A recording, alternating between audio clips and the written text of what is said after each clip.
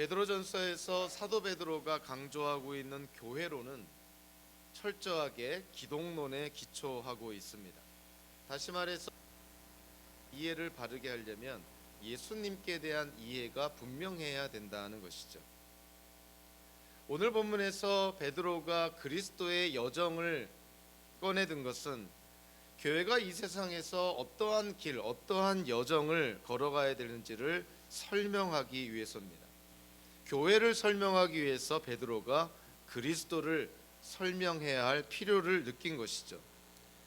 교회를 구성하고 있는 우리 성도들, 기독교인들이 내가 누구이며 이 세상에서 도대체 어떻게 살아가야 될 것인지, 또 우리는 어디로 가고 있는지, 이거를 우리가 바로 이해하려면 우리가 본받아야 될, 또 우리가 따라가야 될 예수님이 누구시고, 예수님은 이 땅에 오셔서 무슨 일을 하셨고, 그리고 예수님은 이 땅을 떠나서 어디로 가셨는지, 이와 같은 것들을 우리가 확인을 해야 예수님을 뒤따르는 우리의 삶의 여정도, 우리의 삶의 목적지도 분명해지는 것이죠. 우리가 거꾸로 얘기하면 성도가, 기독교인이 자기가 누군지를 알기 위해서는 예수님을 알아야 된다는 것인데요, 예수님을 알지 못한다고 한다면 우리가 누구인지도 알지 못할 뿐만이 아니라 예수님이 걸어가신 길을 모른다면 우리가 이 땅을 살아갈 때 당연히 우왕좌왕할 수밖에 없는 것이죠. 오늘날의 교회가 방향을 잃고 또 길을 잃은 이유가 무엇일까 가만히 생각해 보면 교회가 예수님을 따르기보다는 세상을 따랐기 때문이라고 그렇게 우리가 분석할 수 있습니다. 자본주의 사회에서 성공하는 대기업이나 또 그들이 택했던 마케팅 전략을 교회도 추구하면서 세상으로부터 불러냄을 받은 교회가 세상과 구별되는 모습을 가져야 되는데, 오히려 세상을 따르고 세상을 추구하고 세상을 본받으려 하는 어처구니 없는 일들이 현대 기독교계에서 벌어지고 있는 것이죠. 우리는 이거를 세속화라고 표현을 합니다. 교회가 성화되어져 가야 되는데, 거룩하게 되어져 가야 되는데, 세상과 구별되어서 가야 되는데 오히려 세상을 닮아가고 세상과 하나가 되려 하고 세상처럼 세상을 따라가려고 하는 이런 세속화 현상 때문에 교회가 세상을 따르지만 오히려 결과론적으로 교회는 세상으로부터 손가락질을 받는 그러한 비참한 처지에 놓여 있게 되는 것이죠. 교회는 세상과 구별되어야 되고요, 교회는 세상이 아니기 때문에 결코 세상을 따라서는 안 됩니다.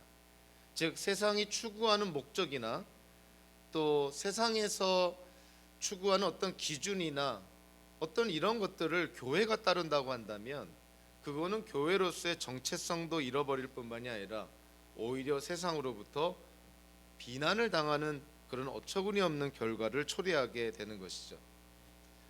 우리는 흔히 교회도 그렇고 우리 기독교인들도 그렇고 예수님을 하나의 모범, example로 삼아서 예수님을 따라야 된다라고 우리가 보통 얘기를 합니다.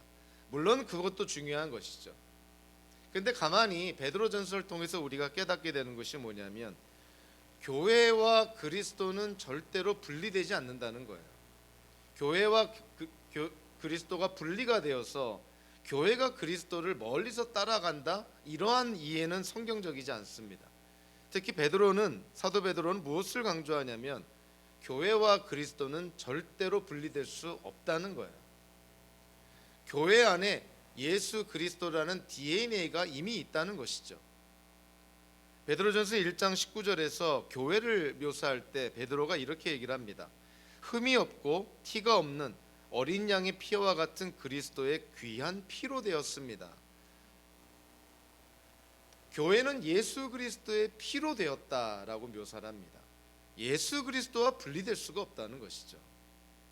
베드로전서 1장 3절에서도 하나님께서는 그 크신 자비로 우리를 새로 태어나게 하셨습니다. 그리하여 그는 죽은 사람들 가운데서 예수 그리스도가 부활하심으로 말미암아 우리로 하여금 산 소망을 갖게 해주셨으며, 우리 기독교인들이 이 땅을 살 때 오는 세상을 향하여서 갖게 되는 살아있는 산 소망의 내용이 뭐냐면 그것은 예수 그리스도를 부활시킨 부활 생명이라는 것이죠.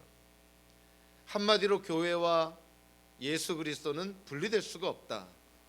같이 갈 수밖에 없는 존재다. 그래서 교회가 가는 길이고 그리스도의 길이요, 그리스도의 길을 따르는 것이 교회의 길이라는 것이죠. 사도 베드로가 오늘 본문 18절과 22절을 통해서 예수 그리스도의 여정에 대해서 묘사를 합니다. 예수님은 어떠한 과정을 거치셨는가? 예수님은 이 땅에 오셔서 어떠한 길을 걸어가셨는지를 우리에게 강조합니다. 한마디로 예수님은 고난과 죽음을 통해 그리고 부활과 승천과 하나님의 우편에 앉아 계시는 좌정이라는 이 그리스도의 여정을 우리에게 보여줍니다. 교회가 따라가야 될 길이고요, 그리고 저와 여러분들이 이 땅을 살 때 따라가야 될 길입니다. 예수 그리스도께서 걸어가신 길을 우리가 바로 알아야 우리도 연약하니 아직도 죄 가운데 있으니 이런저런 모양으로 우왕좌왕하더라도 그래도 우리는 예수님의 길을 아니까 예수님의 길로 우리가 돌아올 수가 있는 것이죠. 근데 우리가 예수님의 길을 모른다면 저와 여러분들의 삶이 얼마나 우왕좌왕 갈팡질팡할까 너무나 쉽게 이해가 되는 것이죠. 사도 베드로가 초대교회 기독교인들에게 같은 마음으로 오늘의 말씀을 전합니다. 그리스도가 걸어가신 길을 다시 한번 강조하는 것이죠. 그것이 교회가 걸어가야 될 길이다. 그것이 지금 박해 가운데 있는 기독교인들이 걸어가야 될 길이라는 것을 베드로가 강조를 합니다. 오늘 보면 바로 앞절에서 베드로전 3장 17절에서 사도 베드로가 강조를 합니다. 선을 행하다가 고난을 받는 것이 악을 행하다가 고난을 받는 것보다 훨씬 낫습니다. 그 이유는 무엇이냐면 우리가 선을 행하다 고난을 받게 되는 것이 세상 사람들로 하여금 이 땅에 하나님의 나라가 존재하고 있음을, 우리가 살아가는 삶의 기준이 이 세상 나라의 기준이 아니라 하나님 나라의 기준을 따라 살아가고 있음을, 선을 행하다가 고난을 받더라도 악을 악으로 갚지 않고 오히려 악을 선으로 갚고 우리를 비난하고 저주하는 자들을 오히려 그들을 위해서 축복하는 그러한 우리의 모습을 통해서 이 땅에 하나님의 나라가 존재함을, 우리가 믿는 하나님이 참된 하나님이심을, 그래서 그들로 하여금 하나님께 나아가 하나님을 믿게 되는 역사가 일어날 수 있도록, 그래서 우리가 선을 행하다가 고난을 당하더라도 참고 견디는 것이 가장 강력한 전도의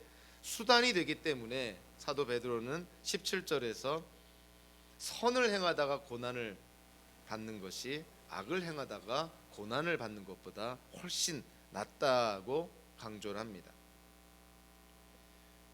오늘 보면 18절은요, 우리 새번역 성경에서는 그 번역이 생략이 되어 있지만 사실은 시작이 원인을 가리키는 접속사로 시작을 합니다. 그래서 18절의 시작은 사실 왜냐하면이라는 말씀으로 번역이 돼야 돼요. 17절에서 선을 행하다가 악을 행하는 것이 악을 행하다가 고난을 받는 것보다 훨씬 낫다라고 말한 이유를 18절 이후로부터 베드로가 강조하는 것이죠. 왜냐하면 예수 그리스도께서 그 길을 가셨기 때문이라는 거예요. 그래서 18절에 왜냐하면이라는 원인 접속사에 대한 번역이 들어가야 되고요, 그리스도께서도 언뜻 읽으면 그냥 주어, 단순한 주어처럼 생각할 수 있지만 사실 원어적으로 보면 역시라는 특별한 부사가 들어가 있습니다. 그래서 왜냐하면 예수 그리스도 역시 이러이러한 뒤의 일을 당하셨다, 이렇게 말씀하고 있는 것이죠. 자, 예수님께서 이와 같은 일을 당하셨으니 예수를 따르는 교회가, 기독교인들이 그 길을 따라가는 것이 당연하지 않겠습니까? 베드로가 그거를 강조하는 것이죠. 특별히 베드로가 오늘 보면 18절에서 강조하는 것은 우선적으로 예수님의 고난과 죽음을 강조를 합니다. 헬라어 사본에 따라서는 오늘 본문에 나와 있는 동사를 고난을 당했다라고 그렇게 번역이 될 수도 있고, 또 예수님께서 죽임을 당하셨다 이렇게 번역이 될 수가 있는데요. 뭐 사본에 약간의 차이가 있지만 어떠한 사본을 택해도 사실은 큰 의미의 차이는 없습니다. 예수님의 고난의 궁극적인 것이 바로 예수님의 죽음이기 때문에 예수님께서 고난을 당하셨다는 표현이나 예수님께서 세 번역의 번역처럼 죽으셨다라고 표현한 것이나 별반 다를 게 없는 것이죠. 18절 전반부를 통해서 우리는 예수님의 죽음의 성격을 우리가 찾아볼 수가 있습니다. 예수님의 죽음은 도대체 어떠한 성격을 갖고 있는 것일까요? 첫째로 18절에 단 한 번이라는 표현이 나옵니다. 하팍스라는 이 특별한 부사를 사용해서 사도 베드로는 예수님의 죽음이 한 번 일어났다, 여러 번 반복해서 일어난 것이 아니라는 것이에요. 과거에 한 번 일어났다는 것을 강조합니다. 그리고 죽으셨습니다라는 이 동사가 단순 과거형의 동사로서 한 번 일어난 것을 강조하는 동사입니다. 그러니까 반복해서 베드로가 강조하는 것이죠. 예수님의 죽음은 과거에 딱 한 번 일어난 사건입니다. 이것이 반복되는 것이 아니고 여러 번에 걸쳐서, 수차에 걸쳐서 일어난 것이 아니라는 것이죠. 예수님의 죽음은 단번에 우리의 죄값을 치르시기 위해서 과거에 일어났던 사건이다라는 것을 사도 베드로가 강조를 합니다. 그리고 또 오늘 18절 전반부에서 베드로가 예수님의 죽음의 성격을 또 어떻게 묘사하고 있냐면, 죄를 사하시려고, 예수님의 죽음은 우리의 죄를 사하시기 위한 것이다. 원어적으로 직역하면요, 죄를 사하시려고가 아니라 죄들을 위하여라고 직역이 됩니다. 그러니까 예수님의 죽음은 우리의 죄들을 위함이다. 이것은 어떠한 의미를 담고 있냐면, 우리가 지은 죄값을 우리가 치러야 되는데 하나님이 의로우신 분이니 우리가 죄를 지었으면 죄에 대한 그 죄값을 우리가 치러야 되는데 예수님께서 우리의 죄값을 대신 치르셨다는 거예요. 그래서 그거를 죄들을 위하여라고 묘사를 한 것입니다. 사도 베드로는 예수님의 죽음은 우리의 죄값을 치르기 위한 것입니다. 그래서 이거를 강조하기 위해서 또 이런 묘사를 덧붙이죠. 곧 의인이 불의한 사람을 위하여 죽으신 것입니다. 의인이 불의한 사람을 위하여 죽었다. 여기서 의인이라는 말은 단수형이고요, 불의한 사람이라는 표현은 복수형입니다. 그러니까 한 사람의 의인이 여러 명의 불의한 사람들, 여러 명의 죄인들을 위해서 죽으셨다는 거예요. 문맥적으로 당연하게 우리가 이해가 되죠. 한 사람의 의인은 누구를 가리킵니까? 당연히 예수님을 가리키죠. 의인이라는 것은 죄가 없는 분이라는 것이죠. 죄가 없으신 단 한 명의 예수 그리스도께서 죄가 있는 수많은 불의한 사람들을 위하여 예수님이 죽으셨다는 거예요. 그러니까 예수님의 죽음의 성격을 우리가 오늘 이 18절 전반부를 통해서 사도 베드로가 여러 가지를 강조합니다. 예수님의 죽음은 단 한 번 일어난 사건입니다. 그리고 예수님의 죽음은 과거에 일어난 사건입니다. 예수님의 죽음은 우리의 죄값을 치르기 위한 것입니다. 그리고 예수님의 죽음은 예수님의 죄 때문이 아니라 우리와 같은 우리 많은 인간들의 죄값을 치르기 위한 것입니다. 사도 베드로는 예수님의 죽음에 대한 성격을 이렇게 묘사하고 나서 오늘 우리 세번역 성경으로는 18절 후반부에 예수님의 죽음의 목적을 언급을 합니다. 이 목적 부사절이라는 그런 문법적인 구조를 사용을 하면서 사도 베드로가 예수님의 죽음은 어떠한 목적이 있다고 말하고 있냐면, 여러분을 또는 우리를 하나님 앞으로 인도하시려는 것입니다. 예수님께서 단번에 고난과 죽임을 당하신 것은 의인이셨던 예수님께서 불의한 죄인들을 위하여 죽임을 당하신 이유는 기독교인들을 하나님 앞으로 인도하기 위함이었다라고 베드로가 명시를 하고 있는 것이죠. 베드로전서를 읽고 있는 기독교인들에게 사도 베드로가 다시 한번 확인시켜 주시는 것입니다.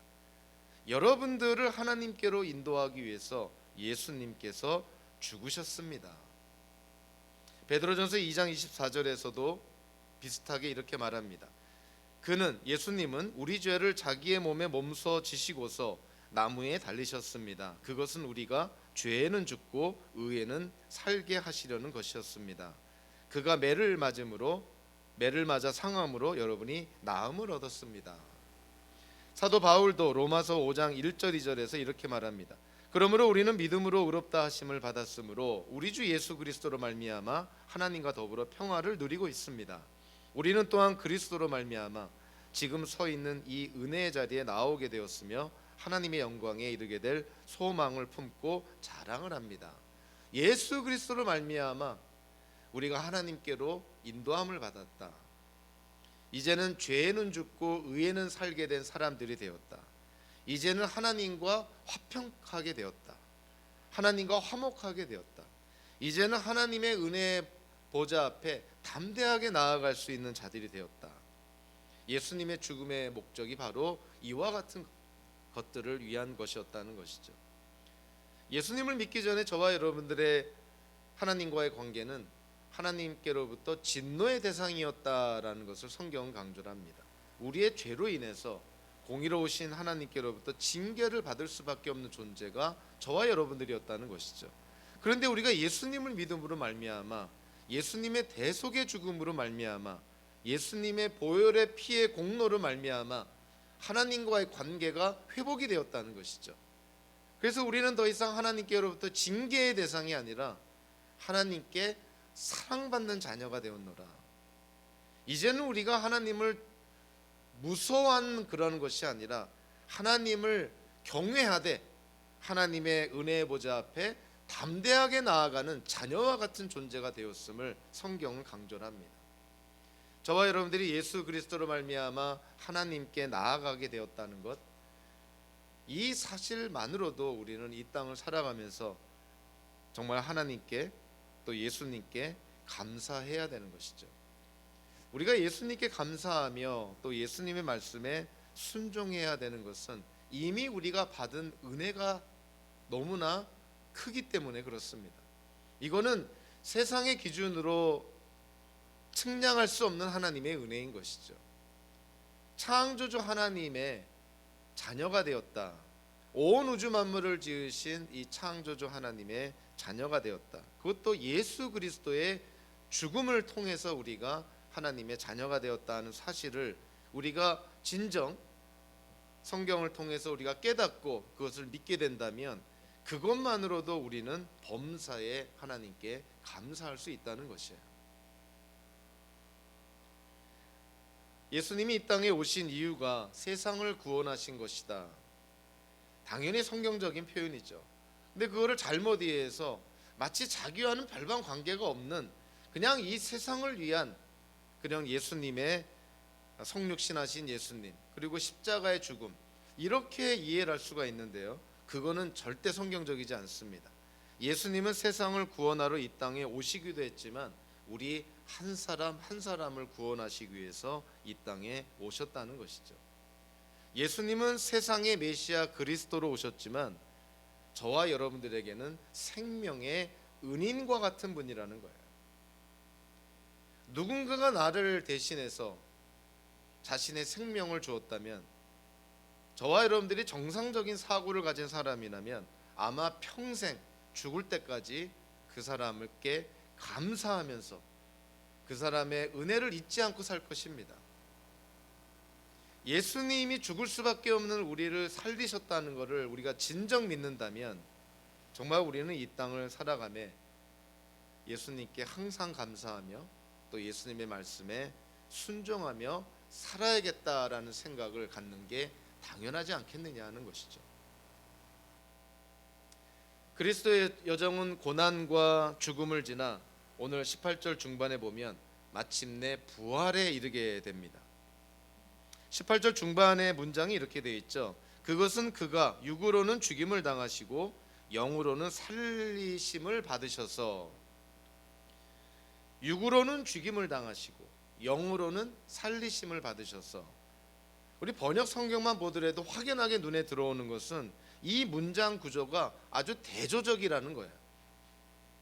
더군다나 헬라어 문장을 보면 더 분명하게 나옵니다. 하나는, 그리고 다른 하나는, 뭐 이런 식으로 그 표현된 그런 어떤 문장 구조를 이 헬라어 문장에서는 사용을 하고 있는 것이죠. 하나는, 그와는 대조적인 다른 하나는, 이러한 내용인 것이죠. 구조적으로도 이 문장이 너무나 대조적인 내용을 품고 있다는 걸 우리에게 보여주고 있고요. 실질적으로 육과 영이라는 표현을 통해서 죽으심과 살리심이라는 이런 대조적인 표현을 통해서 이 문장 자체가 대조적인 내용을 담고 있다는 것을 우리에게 말해주고 있습니다. 베드로가 육으로는 이라고 했을 때 그 육으로는 이라는 말은, 그리고 영으로는 표현을 했을 때 그 영으로는 이라는 표현의 의미가 과연 무엇일까? 어떤 사람은 이것을 인간의 육체와 영혼을 구별하는 것이다 라고 이해를 하는데요, 이 문맥적으로 보면 그렇지 않습니다. 여기서 육이라는 것은 이 세상에 속하는 물리적이고 가시적인 일들을 가리킨다라고 볼 수가 있고요, 영이라는 것은 그와 대조적으로 보이지 않는 오는 세상이나 천상의 영적인 세계에서 존재하는 비가시적인 일들을 나타내는 것으로 이해가 됩니다. 그래서 예수님께서 육으로는 죽으심을 당하셨다라는 것은 예수님의 육적이고 물리적인 몸이 죽임을 당하셨다는 것이에요. 그와는 반면에 영으로는 살리심을 받으셨다라는 것은 성령께서 역사하시는 영역, 즉 영적인 영역에서 예수님이 다시 살아나셨다는 것이죠. 육적인 몸은 죽었지만 영적인 영역에서 예수님이 다시 살아나셨다. 특별히 여기서 베드로가 염두에 둔 것은 당연히 예수님의 부활을 가리킵니다. 예수님은 십자가에서 물리적이고 그런 육체적인 몸은 죽임을 당하셨지만 성령께서 역사하시는 영적인 영역에서 예수님이 다시 살아나셨다. 즉 예수님이 부활하셨다는 것이에요. 표면적으로는 예수님의 고난과 죽음으로 말미암아 예수님은 실패한 자고 이 세상이 승리했다라는 걸 보여주는 것 같지만 그 내면 이면적인 진실이 있는 것이죠. 예수님의 부활을 통해서 세상과 죽음의 통치가 패배했음을, 예수님의 삶과 예수님의 가르침, 예수님의 죽음이 우리에게 약속된 모든 것들이 옳았음을 예수님의 부활은 선포하고 있습니다. 예수님을 믿음으로 예수님과 영적으로 연합한 우리가 예수님과 함께 죽고 예수님과 함께 살아났다, 성경은 그렇게 말합니다. 오늘 본문을 통해서 우리가 알 수 있는 것은 우리가 예수님과 함께 죽었다가 살아났다는 것은 우리가 이 세상에는 죽고 오는 세상에서는 살아난 존재라고 얘기할 수가 있고요, 또 다른 측면으로 보면은 예수님과 영적으로 연합한 우리 기독교인들은 이 세상의 죄에는 죽고 하나님의 의에는 살게 된 존재가 되었노라. 그래서 저와 여러분들이 예수님을 믿음으로 예수님과 영적으로 연합한 존재라고 한다면 우리가 이 땅을 어떻게 살아야 될지를 분명하게 말씀해 줍니다. 이 세상의 죽은 자라는 거예요. 다르게 말하면 이 세상이 추구하는 하나님을 대적하는 이 세상의 죄에는 죽은 자들이다. 대신에 하나님께서 우리에게 허락하신 오는 세상, 그 오는 세상에서 하나님의 의를 살게 되는 존재들이 바로 저와 여러분들 기독교인들이라는 것이죠. 그래서 우리가 쉽게 말하면 우리가 이 세상의 기준을 따라 살 것이 아니라 하나님 나라의 기준을 따라 살아야 된다. 즉 대표적으로 산상수훈을 통해서 예수님께서 우리에게 말씀해 주신 하나님 나라의 법을 따라서 우리가 이 땅을 사는 것이, 그것이 예수님을 믿음으로 예수님과 영적으로 연합한 기독교인들의 삶이 되어야 된다는 것이죠. 또 그것은 교회가 따라가야 될 예수님의 길이기도 한 것입니다. 육으로는 죽으심을 당하고 영으로는 살리심을 받으신 예수님, 비록 육적인 몸은 죽임을 당했지만 영적인 영역에서 성령의 역사로 예수님은 다시 살아나셨다는 것이죠. 예수 그리스도의 여정은 예수님의 죽음과 부활 후에 오늘 보면 22절에 마침내 예수님의 승천이라는 사건으로 이어지게 됩니다. 예수님이 이 땅을 떠나서 수직으로 승천하시게 되죠. 그래서 하늘로 이렇게 옮겨가시게 됐는데, 예수님의 승천이 우리에게 주는 결과와 의미가 과연 무엇일까?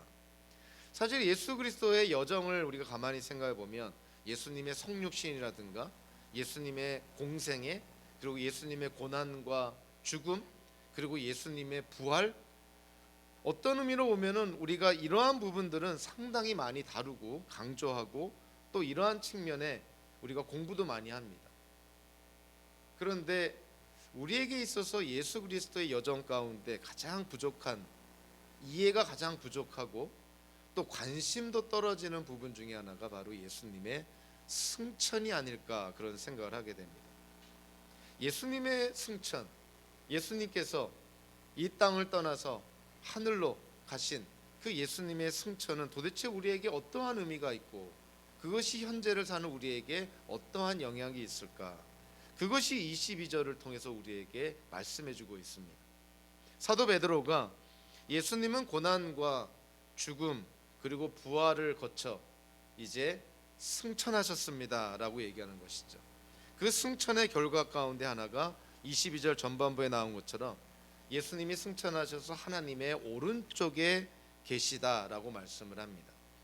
예수님이 하늘로 가셨다라는 것은 과거적인 표현이고요, 하나님의 오른쪽에 계시다라는 것은 현재적인 표현입니다. 예수님이 과거에 하늘로 수직 상승해서 승천하신 것은 과거의 사건이지만 그 승천의 결과로 지금 예수님이 하나님의 우편에 계시다는 거예요. 현재적으로 예수님이 하나님의 우편에 계시다라고 말합니다. 고대 사회에서도 왕의 오른쪽에 앉아 있는 자는 왕이 갖고 있는 권위와 권력을 갖고 행사하는 자라는 것을 보여줍니다. 비유적으로 예수님이 하나님의 우편에 앉아 계시다는 것은 성부 하나님의 권세와 능력을 그대로 갖고 계신 동등한 하나님이시다는 것을 우리에게 말씀해 주고 있는 것이죠. 예수님이 승천하셔서 하나님 우편에 계시는, 즉 하늘 보좌에 좌정하고 있다는 것은 신약 성경을 통해서 우리에게 아주 중요한 몇 가지 의미를 가르쳐 줍니다. 예수님이 승천하셔서 하나님의 보좌의 우편에 계시다. 현재적으로 하나님 예수님께서 하늘 보좌에 좌정하고 계시다는 것은 예수님이 현재 온 우주 만물을 다스리고 계시다는 것을 우리에게 말해줍니다. 예수님의 현재적인 그리고 우주적인 권세와 통치를 우리에게 말해주고 있는 사건이 바로 예수님의 승천과 좌정이라는 것이죠. 예수님은 그냥 잊혀진 존재가 아니라 예수님은 승천하셔서 지금도 하늘에서, 하늘 보좌에서 온 우주 만물을 다스리고 있다는 거예요. 그래서 우리가 이 땅을 살면서 예수님의 다스림을 받는다고 했을 때 그 예수님의 다스림이라는 거기에는 어떠한 전제가 있는 거냐면 예수님은 승천하셔서 하나님의 우편에 앉아 계신다라는 이 표현이 전제가 되고 있는 것이죠. 우리가 믿는 예수님은 그냥 과거에 이 땅에 오셨다가 고난과 죽음을 당하시고 부활하시고 승천하시고 끝이 아니라 승천하신 예수님께서 온 우주 만물을 지금 현재 다스리고 통치하고 계시다는 거예요. 우리는 그거를 믿고 있다는 거예요.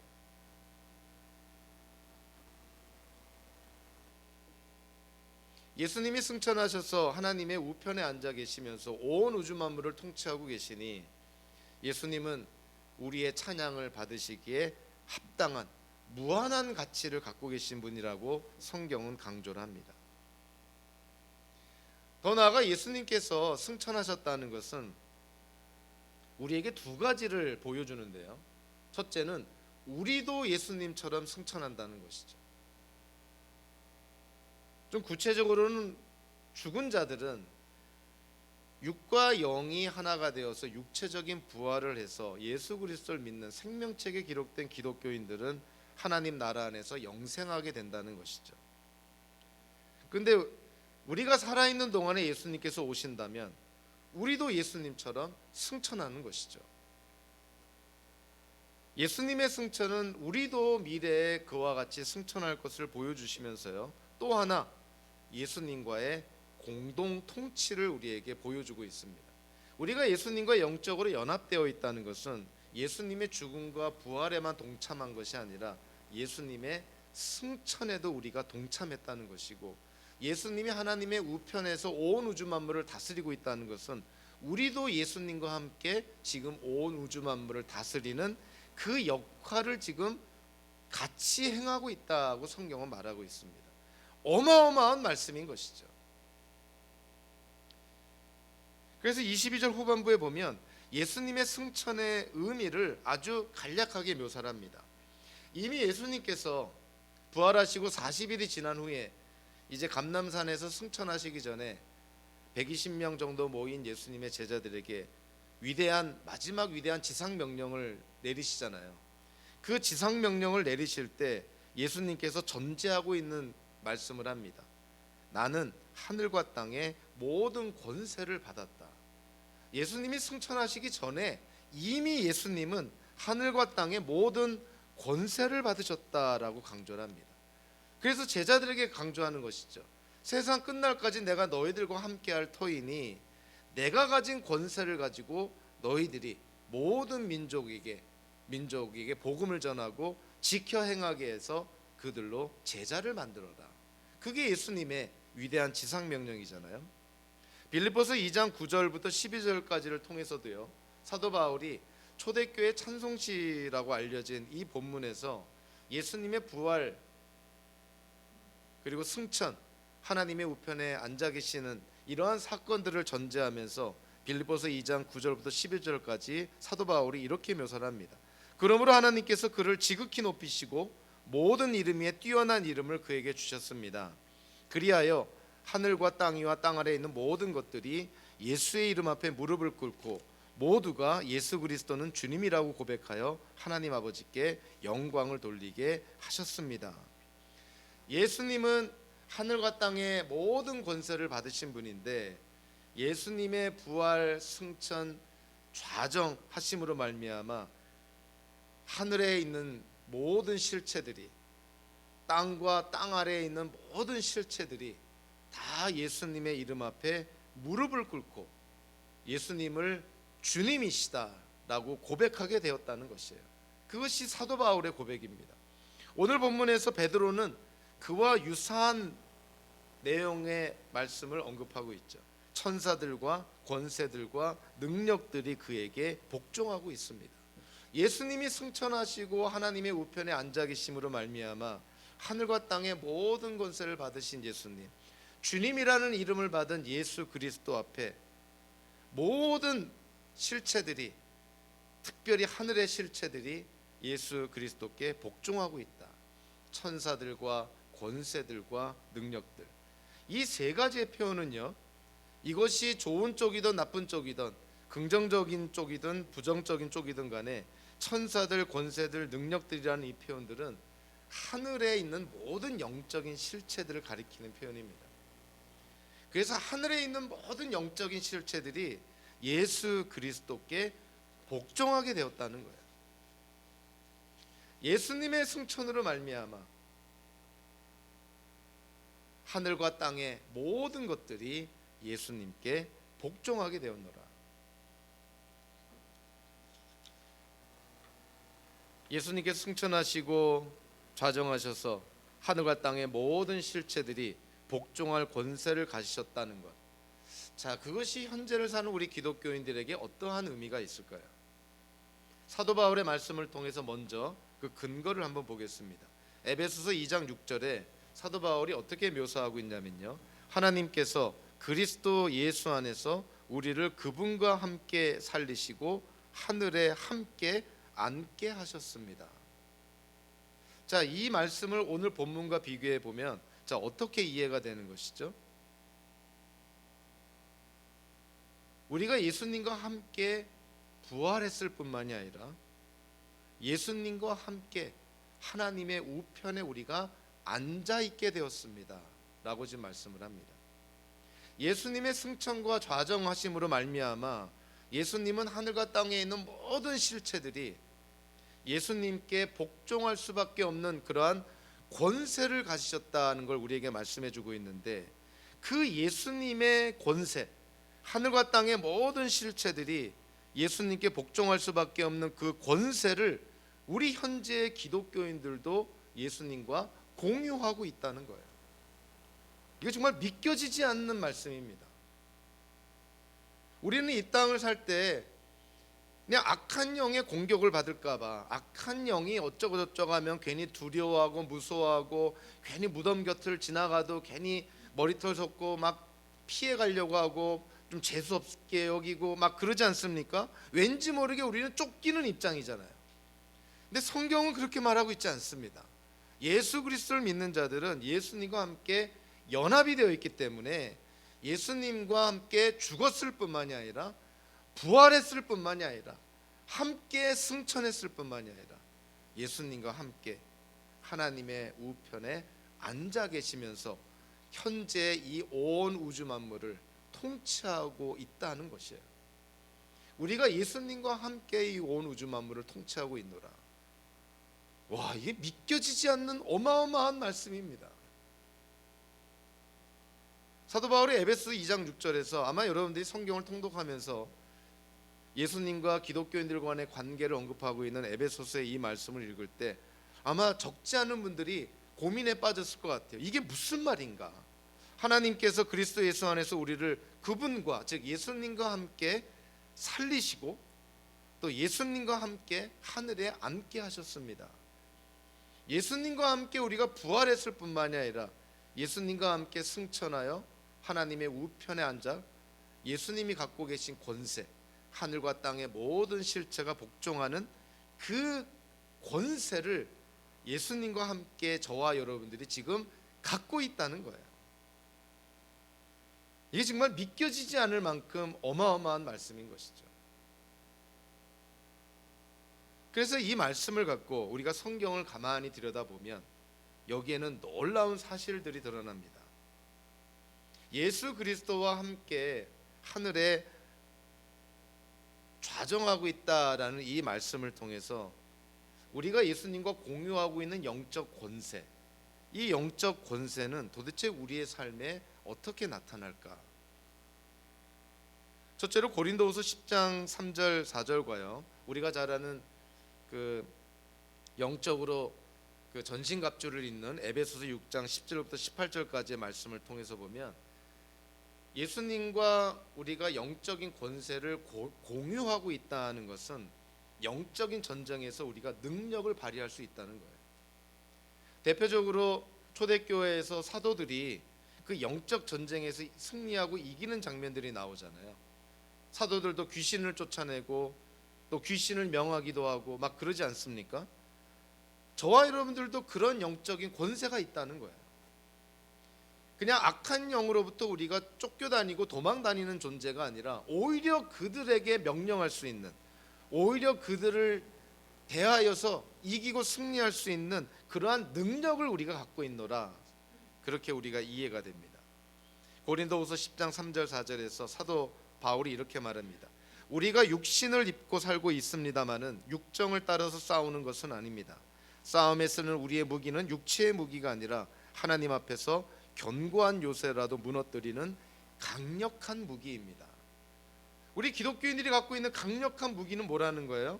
예수님이 갖고 계신 영적인 권세를 공유하고 있다는 거예요.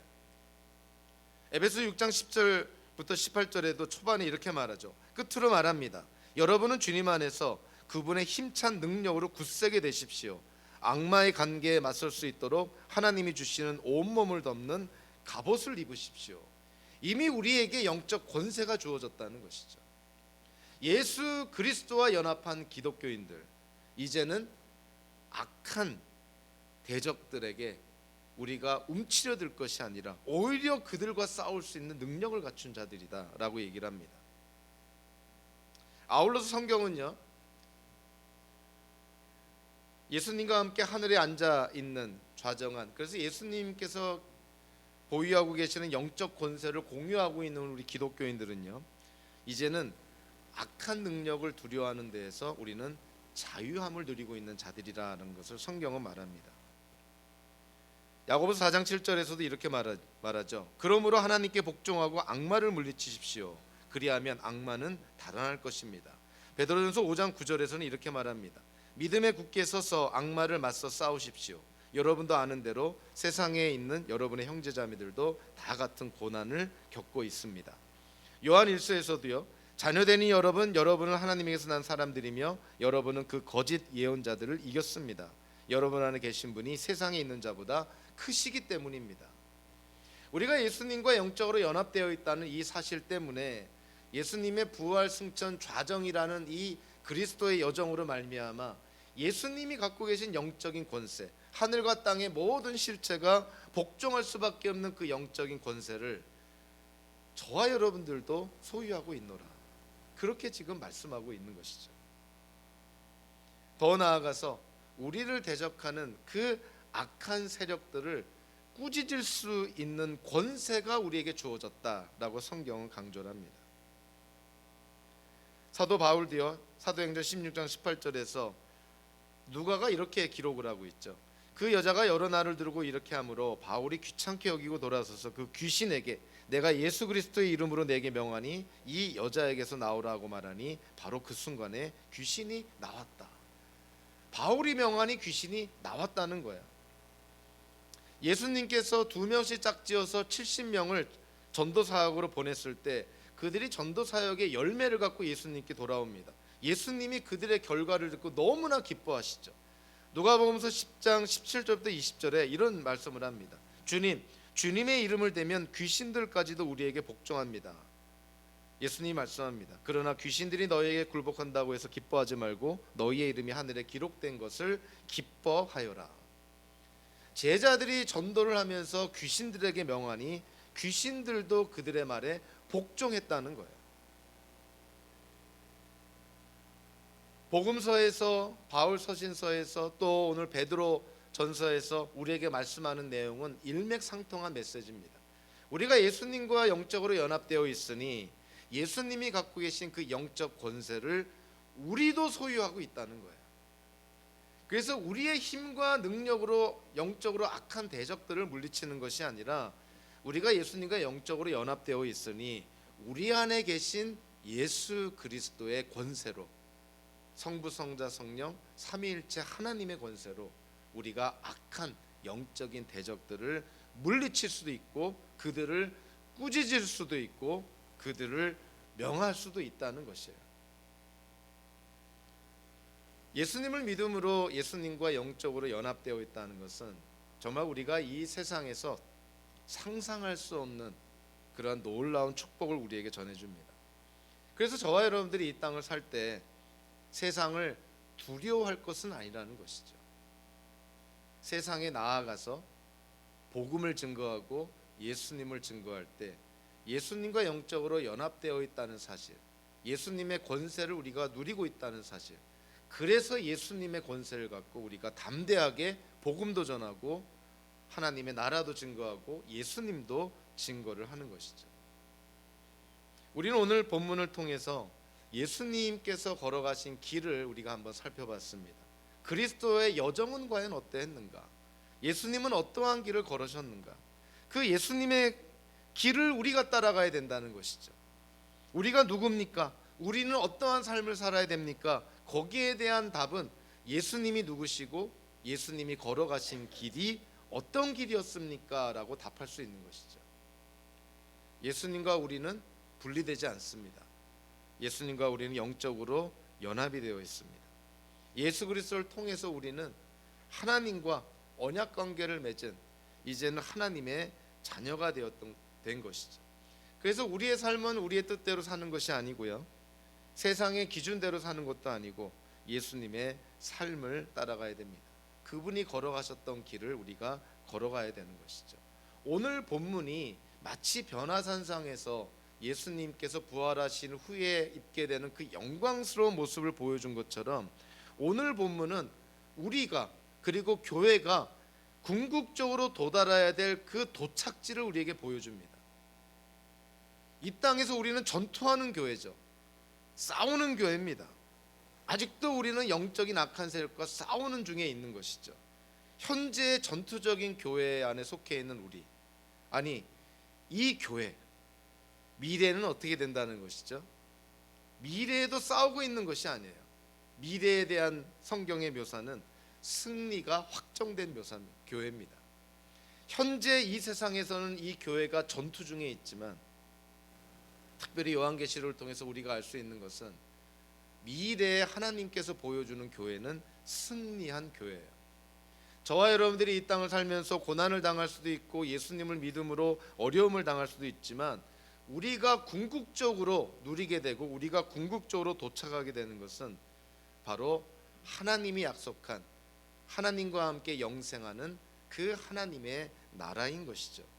예수님의 고난과 죽음이 다가 아니었던 것처럼 고난과 죽음 이후에 부활과 승천과 좌정이라는 그리스도의 여정이 있었던 것처럼 저와 여러분들도 이 땅을 살면서 고난과 죽음과 같은 어려운 일들을 겪을 수 있습니다. 그러나 그것이 다가 아니라는 거예요.